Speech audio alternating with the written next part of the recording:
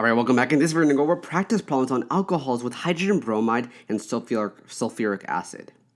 I made a grand total of $0 in the past 28 days. So if you have not seen my last video on the mechanisms of alcohols with HBr and sulfuric acid, H2S04, please check that out because this is like the follow-up video, the practice problem video that goes with it. A viewer asked me if it's possible to put a PDF of this screen and these slides on YouTube. I'm gonna figure out how to do it if I can. If it is possible, I'll put it in the description. If not, then it won't be there. But I'll try my best because people want to follow along, and I completely understand that. So I'll try it. Okay, so we got a couple of practice problems here. The first two are gonna be about predicting the major product for the reactions. The other problems are going to be drawing the mechanisms. So we got 4 mechanisms here. One of them is a challenge problem, which I think you'll be fine with. But let's begin. Predict the major product for the reactions below. The first thing you should do is identify what reagent we have. We have hydrogen bromide, or HBr. HBr only participates in substitution reactions. What happens is the alcohol gets replaced with a bromine. And that is exactly what we're going to do. And that's the answer. Is literally replacing the alcohol with bromine. Let's do B. Concentrated sulfuric acid and heat are the ingredients for an elimination reaction. So we remove an alcohol to put a double bond on the more substituted carbon. The Zaitsev product is the major product. Let's look at the alpha and beta carbons. What are they? Well, this is the alpha, this is a beta, this is a beta, and this is a beta. So we have 3 beta carbons and 1 alpha carbon here. Which one is the more substituted one? This one has 0 branches, this one has 1, and this one has 1. So these two are equal. We can put the double bond here or here. It would not matter. I'm going to put it here. Just because I just chose it. So let's do that. We replace the alcohol, so get rid of this bond completely and put a double bond on the more substituted carbon, making this alkene. And that's the answer. Let's do the mechanism now. Draw the mechanisms for each of the following reactions. The first thing you should do is identify that we have hydrogen bromide. So we are going to be doing a substitution reaction. So I'm going to take a spoon of my yogurt here. It's good. All right. The next thing to do is identify, are we going to be doing an SN1 reaction or SN2 reaction? This is going to be an SN1 reaction because the alcohol is tertiary.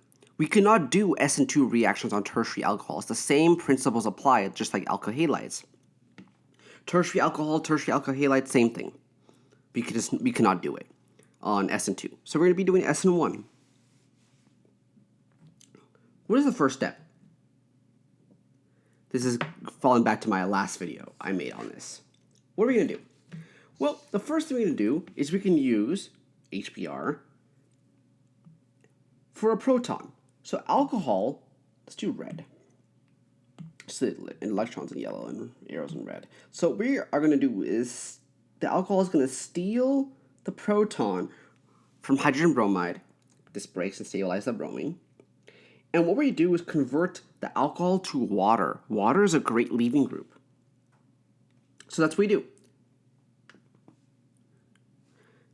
Now we have water. Water is an amazing leaving group, but this has a positive charge, which cannot be there. Since we're doing SN1 reactions, the water is going to leave automatically. And we dictate it by a minus sign, so minus water. So now we're going to be left with the carbocation, like that. What do? Well, remember that we broke off this bromine here.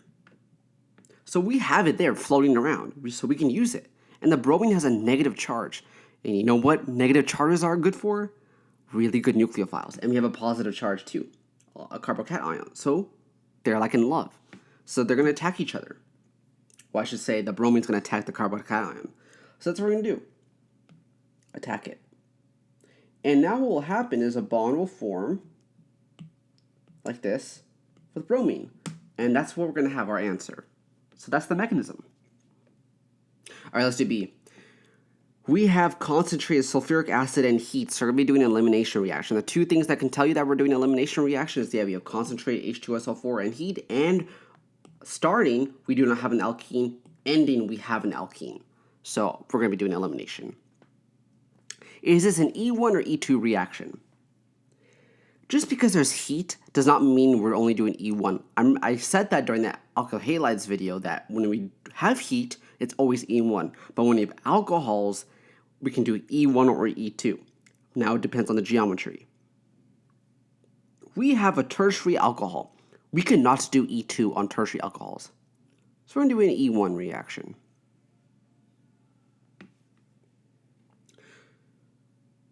We are going to use hydronium. There's a reason we use hydronium. I made a whole thing about it in the last video, so please check that out. It is very, very important to know for exams and practice problems.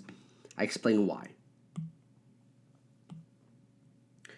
So we're going to use oxygen to steal a proton from hydronium to stabilize, and this will stabilize the charge here. The hydronium will turn into water because we stole a proton. So if hydronium has 3 protons, we take 1. Now it's H2O. So 2 H's and 1 O, so now water. And what we did is we converted the alcohol to water. So this becomes water, and this becomes water. Pretty cool, right? We have a positive charge here. That's not good. But we're doing an E1 reaction. In E1 reactions, the leaving group leaves automatically with nothing else happening. So let's do that. This leaves. And we dictate it with a negative sign and a water. We are left with this. I just added the hydrogens. The hydrogens are here.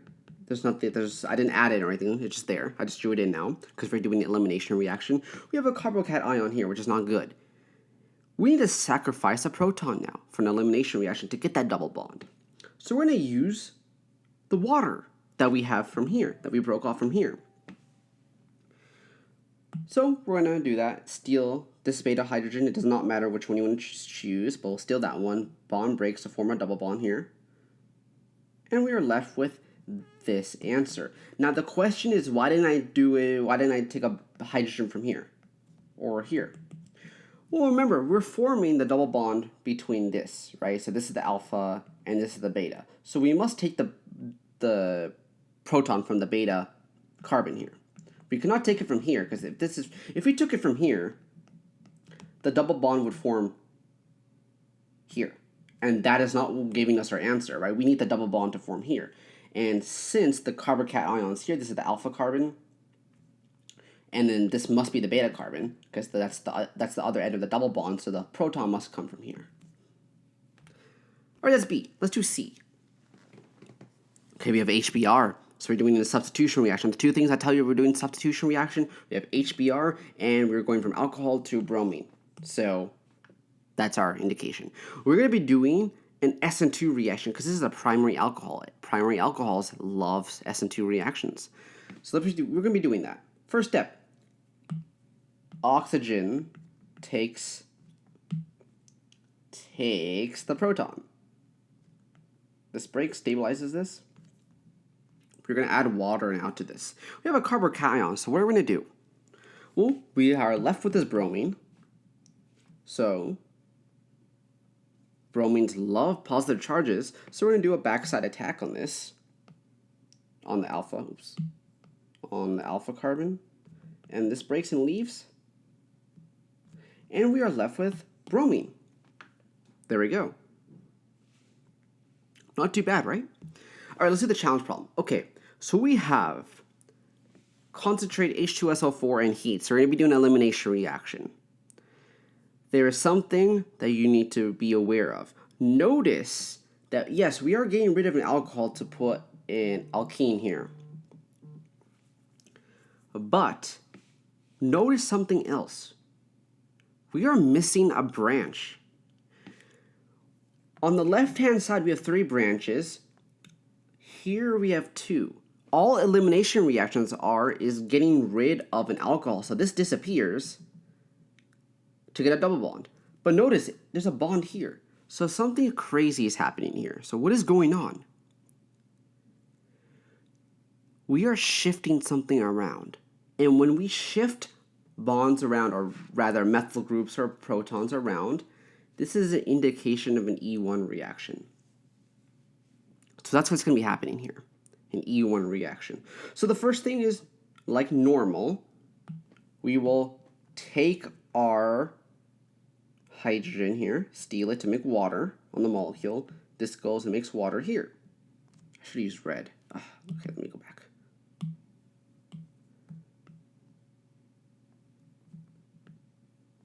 Okay, so now the molecule will have water, and we have now made a water here. Okay, this is an E1 reaction, so the leaving group will leave. I know the proton got cut out here. Let me draw that in. Okay. So water is now left. We have a problem. We now have a carbocation, because this leaves, right? So this is gone now. We are left with this L shape here. This is not good. So we have a carbocation. This is a secondary carbocation, which is not good. It is illegal. What we can do is a methyl shift. We can sacrifice a methyl group, not sacrifice, but we can move the methyl group around as long as it's on 1 bond away. This is 1 bond away, right? These are 1 bond away. So what we can do is actually transfer this over here. And now we have a more stable carbocation. This is now a tertiary carbocation. So it's more stable compared to this, right? This is not stable at the secondary. Now we made a tertiary. Tertiary is more stable than the secondary. So now what we can do is use water to sacrifice beta hydrogen. This breaks to form a double bond and stabilize the carbocation. So now we have a double bond here, right? We got rid of our hydrogen, beta hydrogen, to get our double bond, and the carbocation is now stabilized. And now we are left with this, right? From this branch-looking thing is gone now, and we're left with 2 branches. So it's a simple methyl shift. Looks complicated, but really it isn't when you think about it. As long as you understand stability and methyl shifts, you're completely fine for this. And a very common exam question here.